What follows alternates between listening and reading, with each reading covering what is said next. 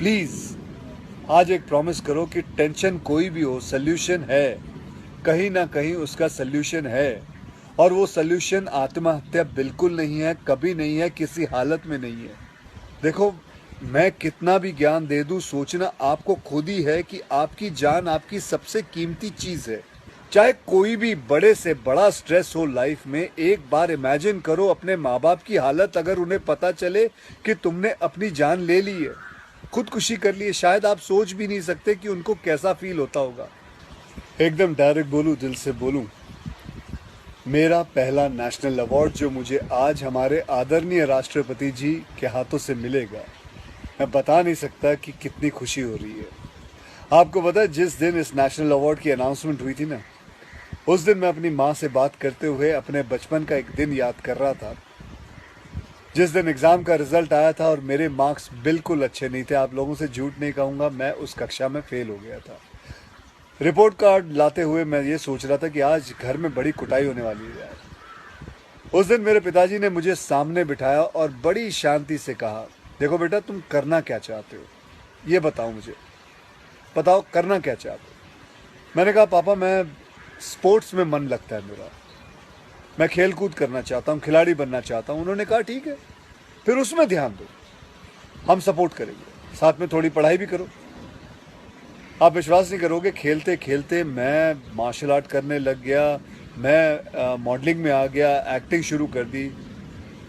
उन्होंने हर चीज़ में मुझे सपोर्ट किया। अगर उस दिन मेरे पेरेंट्स ने ये ना समझाया होता कि मेरी स्ट्रेंथ किस चीज़ में है, तो आज मैं सोच भी नहीं सकता कि ये नेशनल अवार्ड कभी मेरे हाथ पे होता। ये अपने लाइफ की कहानी मैं आपको एक वजह से सुना रहा हूँ। कुछ दिन पहले अखबार में मैंने पढ़ा था कि एक आईआईटी के स्टूडेंट्स ने फांसी लगा के आत्महत्या कर ली, स्ट्रेस में था पढ़ाई के लिए। उससे कुछ दिन पहले मुंबई में एक मैनेजमेंट स्टूडेंट ने एक 5 स्टार होटल के रूम से छलांग लगाकर अपनी जान दे दी, एग्जाम में फेल हो गया था।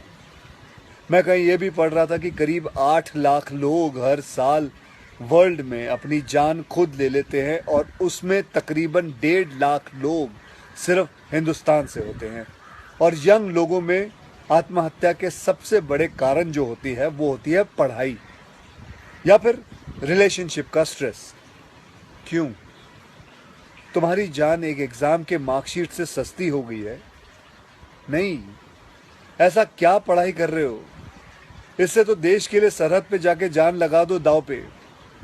चाहे कोई भी बड़े से बड़ा स्ट्रेस हो लाइफ में, एक बार इमेजिन करो अपने माँ बाप की हालत अगर उन्हें पता चले कि तुमने अपनी जान ले ली है, खुदकुशी कर ली है। शायद आप सोच भी नहीं सकते कि उनको कैसा फील होता होगा।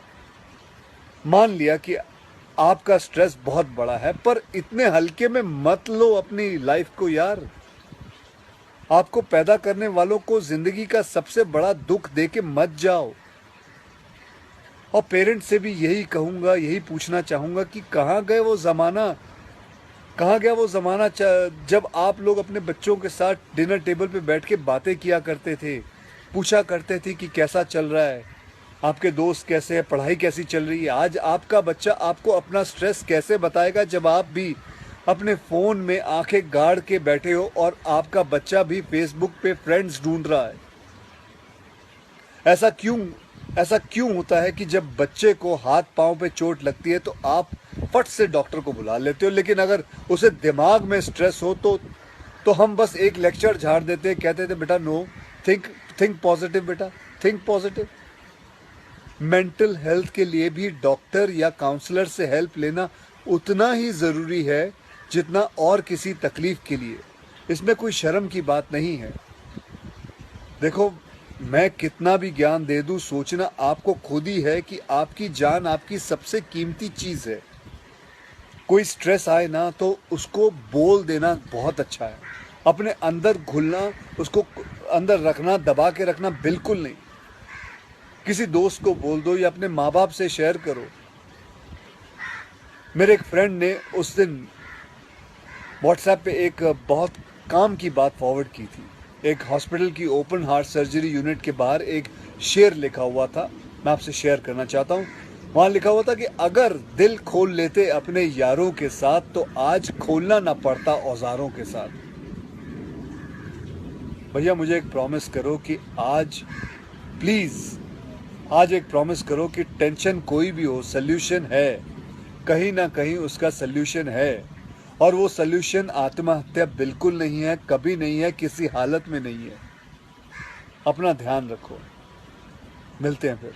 Till then, next time, good bye, जय हिंद।